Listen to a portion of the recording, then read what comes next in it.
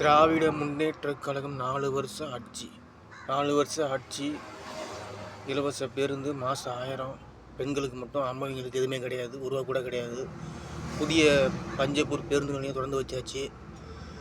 கலைஞர் அறிவாலயத்துக்கு ஏற்றாப்புல அங்கங்கே கொடி, அங்கே பலூனு, கேஸ் பலூனு திறந்து வச்சாச்சு.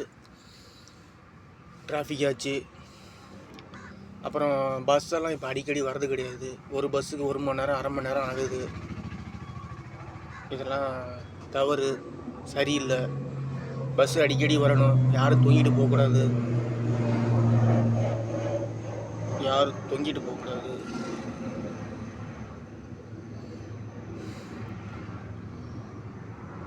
அதனால் எல்லாமே நல்லதாக நடக்கணும். எல்லாமே சரியாக நடக்கணும். இந்த 2026க்குள்ள இதையெல்லாம் செஞ்சு முடிச்சிருங்க. அப்படி செய்யலைன்னா தமிழக வெற்றி கழகத்துக்கு தான் ஓட்டு.